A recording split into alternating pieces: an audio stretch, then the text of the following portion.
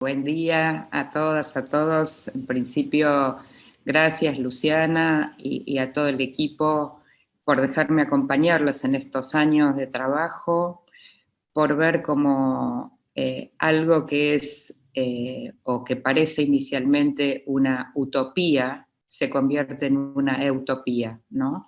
Y me parece que la idea de compartirlo, de mostrarlo, de incluir todas las voces posibles, hace de este proyecto un proyecto muy especial y muy querido. Así que me da mucho placer compartir hoy nuevamente, me da mucho placer que hayan producido un libro documentando, porque eso tiene que ver también con la esperanza, ¿no? En un momento tan difícil como el que estamos atravesando. Así que me da placer, me da emoción, me da agradecimiento, y a vos, Gachi, en particular, porque no sos mi alumna, porque somos colegas, porque compartimos mucho y producimos más en conjunto, y eso es también lo que ha hecho Utopía. Así que, dicho todo esto, voy a compartir una presentación. La idea de volver a pensar las clases, qué es enseñar hoy, y el propósito es como si uno pudiera meterse en lo más chiquitito, que a la vez, a mi entender, es lo más potente, que es la clase, ¿no? Lo que sucede allí entre estudiantes, con los docentes, con otras personas, otros actores, ya sea presencial, como la escuela que estamos acostumbrados, y particularmente en este momento tan distinto, tan complejo y a la vez tan desafiante. Entonces, el recorrido que voy a compartir con ustedes, lo presento aquí para entender un poco la lógica de esta presentación. Hay dos ideas centrales sobre las cuales voy a trabajar: la idea del estudiante protagonista y la idea de diseño de clases. En relación con el estudiante protagonista, obviamente una fuerte vinculación con el aprendizaje, y en el diseño de las clases, trabajar con digamos, el concepto de narrativa y el concepto de metáforas, tratando de pensar cómo se puede pensar la clase desde otras miradas y de otra perspectiva. Esta es un poco la intención de la presentación. ¿Por qué partimos del estudiante protagonista? Es un tema que en Utopía se ha trabajado mucho, se ha discutido mucho y se ha materializado, el estudiante protagonista, lo hemos visto en distintos eventos, y un poco para diferenciarlo de la concepción anterior, digamos, o uno diría hoy un poco más antigua, del estudiante activo. El estudiante protagonista obviamente incluye al estudiante activo, pero implica reconocerlo como sujeto en un contexto, implica reconocerlo como portador de una trayectoria escolar, con intereses variados, habituado hoy a manejarse con lenguajes multimediales y aprendiendo mucho por fuera de la escuela. Por supuesto que podríamos ampliar la caracterización, por estas son las ideas más potentes para definir a este estudiante protagonista, que entendemos que tiene todo esto que acabo de mencionar, pero que aún tiene, a nuestro entender, un recorrido para hacer con relación a su autonomía, al desarrollo de la autonomía, que vengo yo planteando en varios encuentros, digamos, la deuda que de alguna manera la escuela como institución tiene con relación a la autonomía, porque figura en todos los proyectos institucionales, en todos los perfiles de egresados de la mayoría de las escuelas, y siempre es aquello que, como no hay tiempo, queda relegado. Y me parece que en particular este momento de pandemia y de distancia social y de estar en cuarentena y de no ir a la escuela física, abrió una oportunidad para desarrollar estos procesos de autonomía, ¿no? Para esta posibilidad del estudiante de tomar decisiones vinculadas a sus aprendizajes, algunas de las cuales están sucediendo en estos momentos y no son las que más nos gustan, por ejemplo, decidir no participar en la clase, pero eso también tiene un sentido, deberemos a la vuelta de la escuela, en el formato que sea, recuperarlo. ¿Qué le pasó? ¿Qué recorrido hizo? Desarrollar autonomía en términos de poder planificar, organizar, gestionar sus tiempos, autoevaluarse, tener conciencia de sus fortalezas y debilidades. Y la autonomía apareció con la pandemia como un requisito, como un requerimiento, porque no estamos los docentes y las docentes al lado de nuestros estudiantes.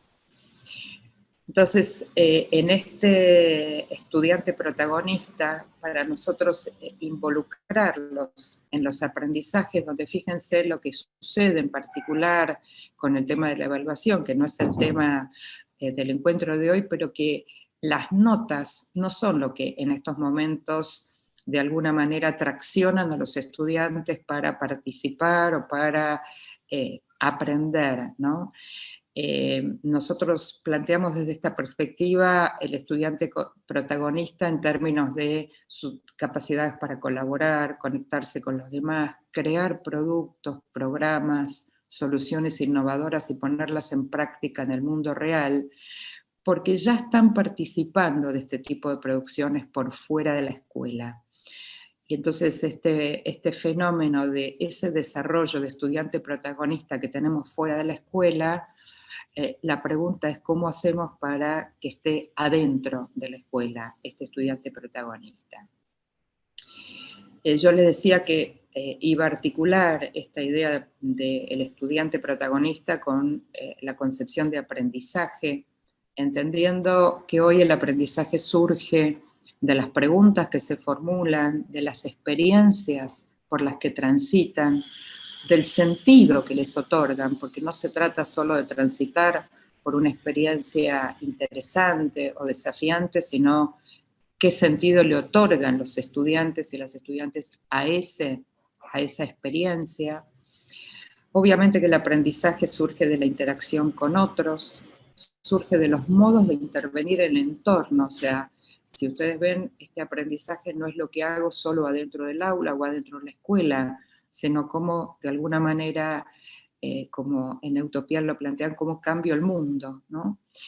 Y el aprendizaje surge cuando hago visible mi propio aprendizaje. Aquí recuperé una frase de Paper, ¿no? que es alguien que estudiamos hace muchos años y que discutimos bastante con sus propuestas y con sus ideas, pero él dice que las mejores herramientas educativas no son las que ayudan al docente a enseñar, sino las que ayudan al estudiante a crear. Y en particular en estos momentos tan singular que estamos atravesando, bueno, cuánto más el desafío y el estudiante creando nos permitiría mantener al estudiante conectado en esta continuidad pedagógica que estamos intentando construir día a día.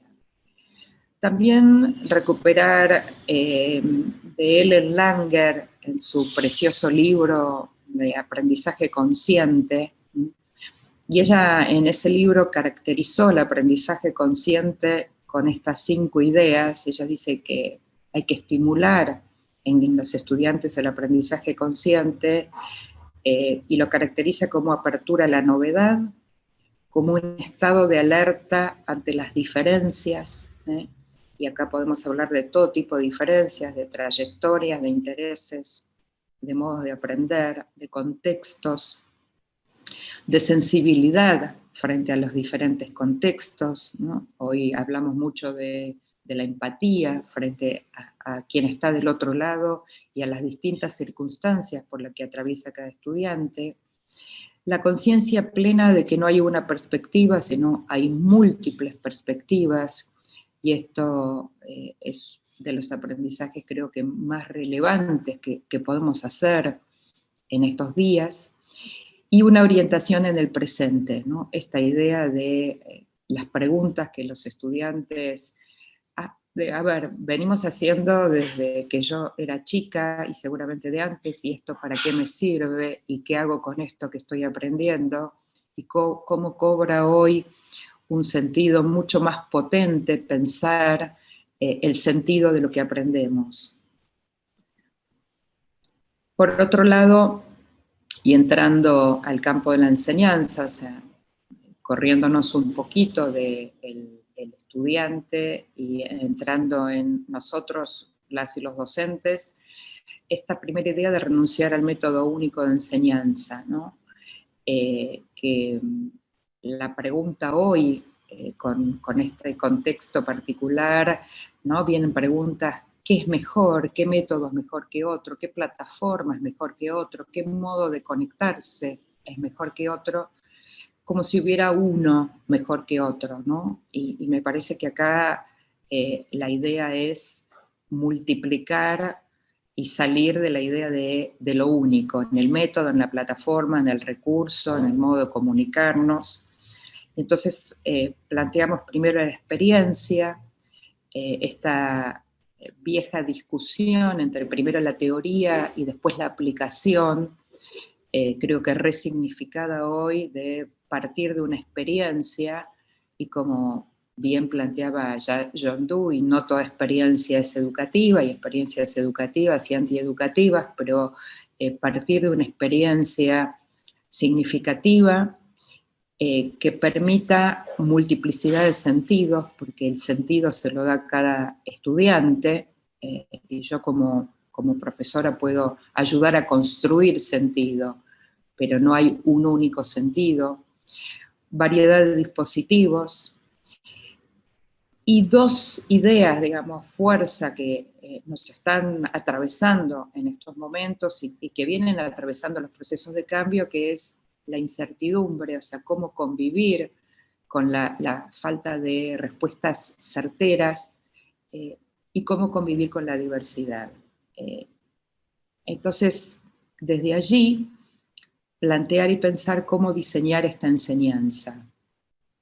Y hay dos hilos visibles, hay muchos más, pero en estos momentos, en la selección que uno hace también de qué va a compartir en el tiempo que tiene, hay dos hilos en particular que quiero compartir con ustedes. El primero, la construcción narrativa, y el segundo, la configuración de la experiencia. Y obviamente, como la imagen que ustedes pueden ver, cada uno de estos hilos está conformado por muchas hebras y hebras diversas, que cada docente, definido como un diseñador o diseñadora de clases, puede priorizar, y por qué no volver a hilar, ¿no? No se trata de una trama cerrada y única, sino todo lo contrario, con toda la diversidad en términos de cómo hilamos cada uno de nosotros para construir estas clases. Y en este sentido, los procesos de planificación resultan centrales, pero no con el modelo tradicional de planificación, ¿no? De objetivos, contenidos, actividades, recursos, esa vieja planilla de planificación, sino apostando al diseño de la clase, a la anticipación de una trama de la clase, a la definición de variedad de materiales, a los procesos de pensamiento, de acciones, de reflexiones que vamos a presentar en esa clase para desafiar a nuestros estudiantes. Y esto es una construcción, es una configuración que va y viene, que no es lineal. Estamos casi, les diría, cuando planificamos desde esta perspectiva, armando redes conceptuales, armando borradores que se arman y se desarman en forma constante.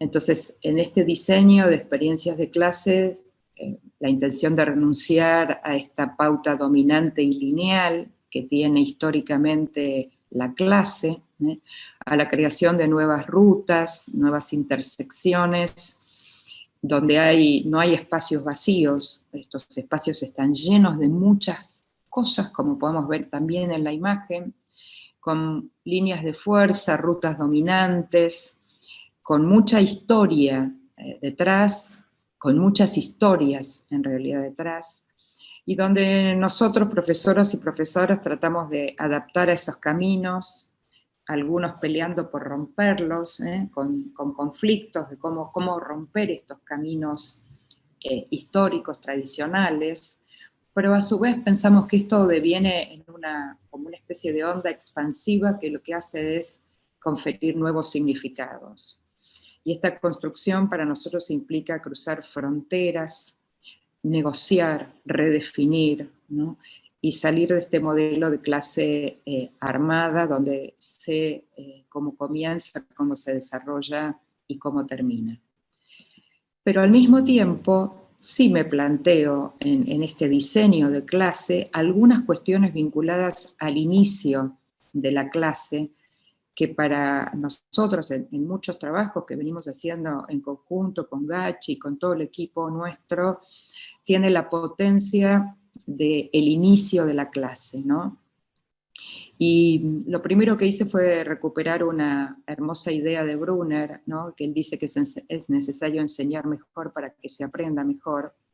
Y él dice que las mejores situaciones de enseñanza deberán considerar ambientes que favorezcan la predisposición de los estudiantes a explorar alternativas.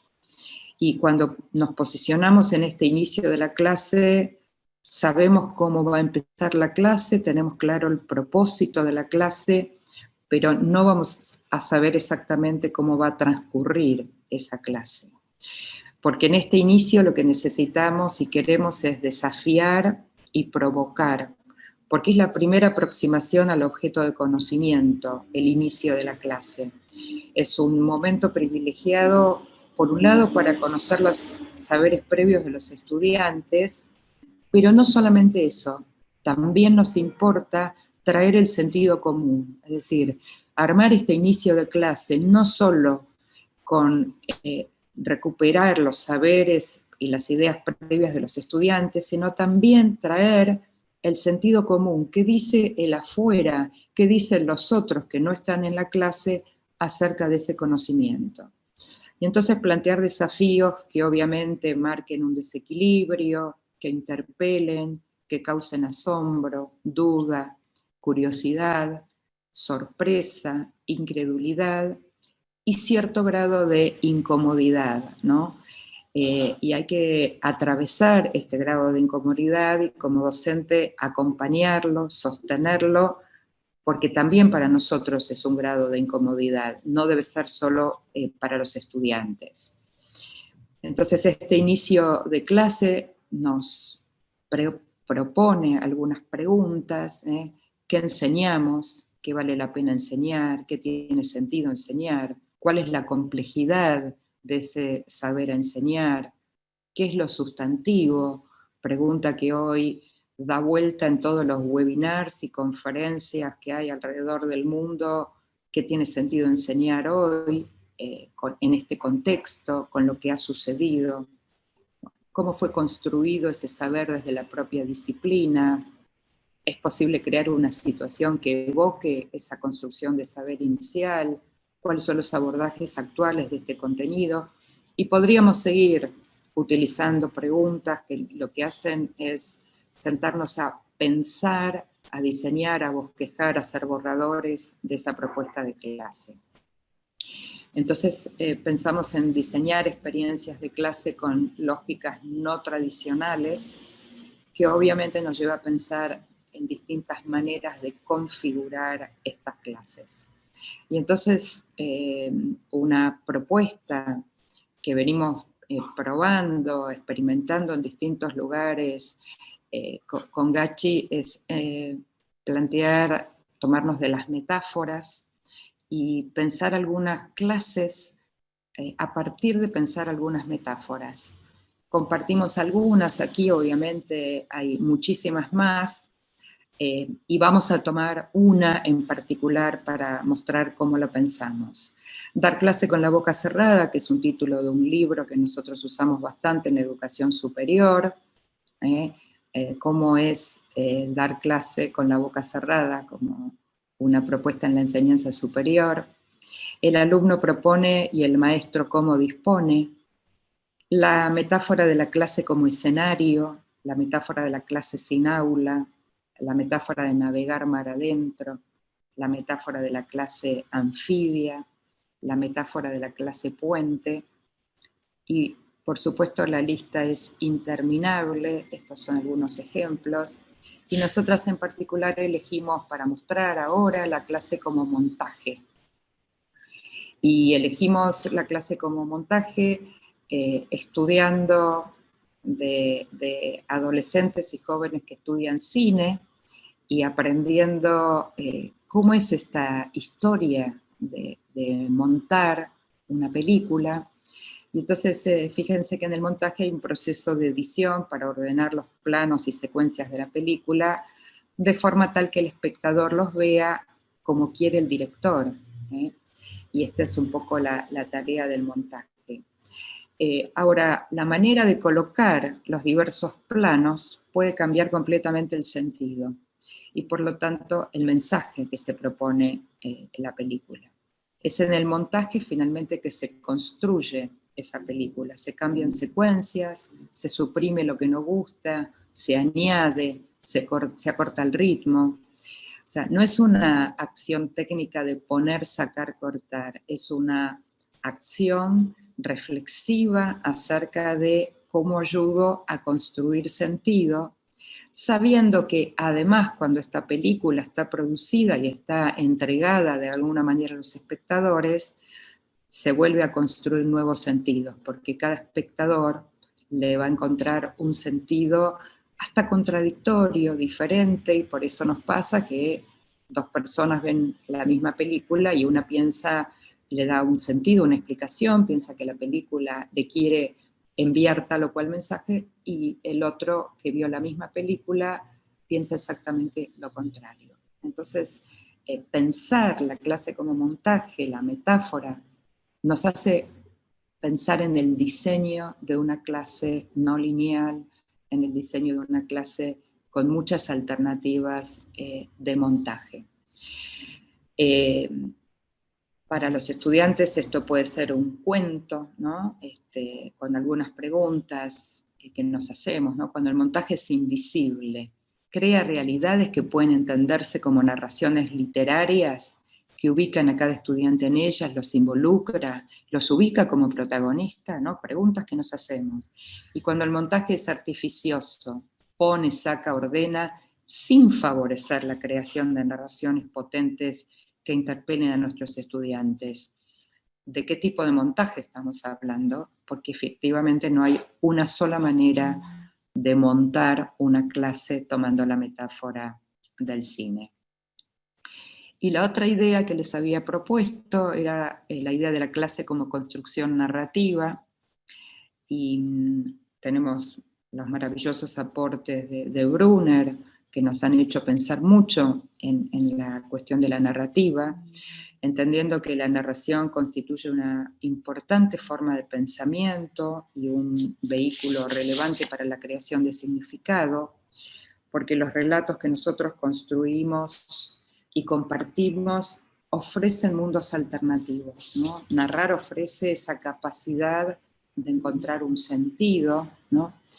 Y acá podría, comenzar una narración con esta pintura, ¿no? de una clase alrededor del 1800. Pero cuando pienso en cómo narrar una clase como construcción narrativa, pienso en diseñar la clase en torno a historias narradas o vividas, casos, problemas, retos, preguntas potentes que resulten socialmente significativas, cognitivamente desafiantes, porque las historias las podemos contar de muchas maneras y a través de diversos tipos textuales, podemos contar en suspenso, en aventura, en tragedia, en relato humorístico. Y entonces, para ir cerrando, quería mostrarles 2 ejemplos de narrativas que no tienen que ver con contar un cuento, sino tomar 2 textos que no son nuevos, pero que son estos textos que pasan los años y uno sigue diciendo qué maravilloso este texto, qué inspirador. Y aquí tomo el texto Pensar, Descubrir y Aprender de nuestra querida Alicia Camillioni, que también nos ha enseñado tanto en el campo de la didáctica, y es un libro que escribió junto a Leonardo Levinas, que son experiencias, son propuestas de actividades, no es un libro teórico.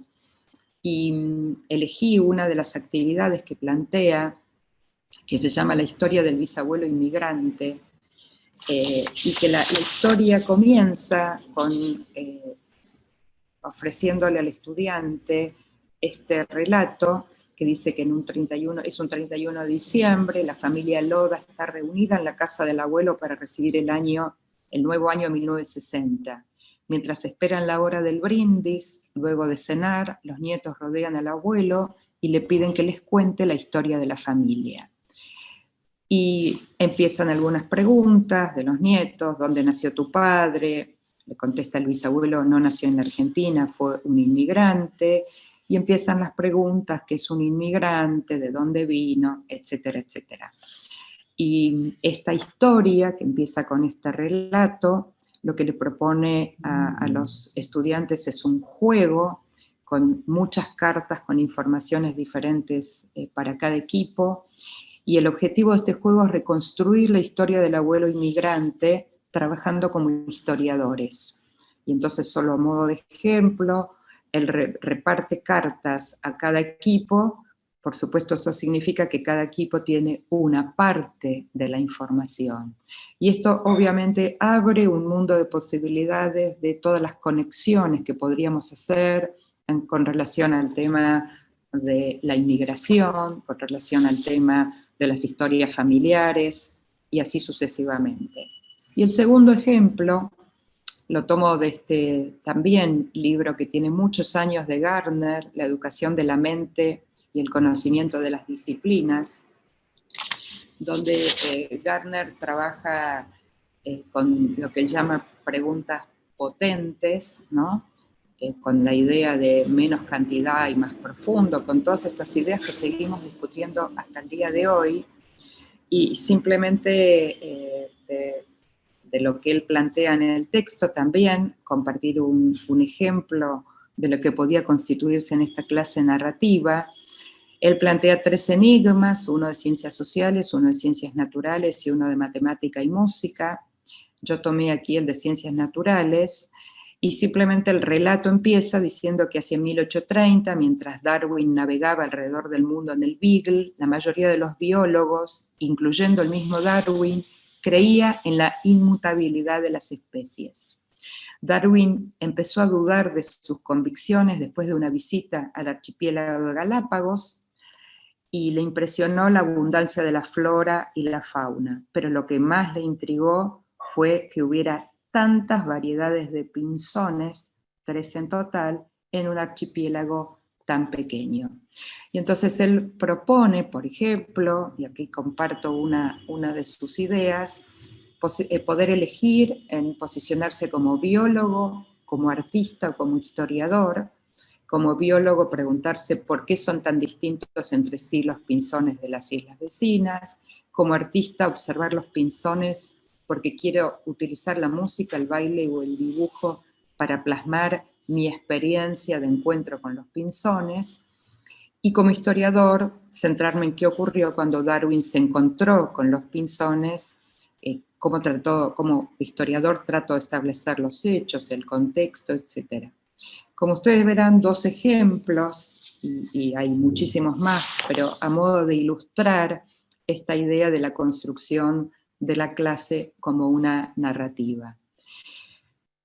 Voy a ir cerrando con 2 ideas, una volver a recuperar una idea de Brunner, donde él plantea que una de las características estructurales más eficaces y universales del lenguaje es la que algunos llaman referencia a distancia, la capacidad de las expresiones lingüísticas de referirse a objetos que no están presentes aquí y ahora, tanto para el hablante como para el oyente.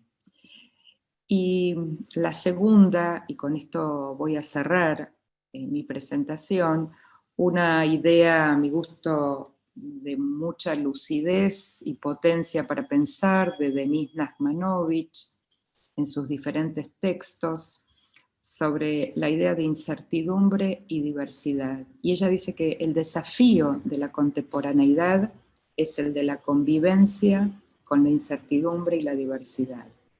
Para aceptar este reto, el pensamiento complejo no puede restringirse, admitir fronteras infranqueables o métodos a priori.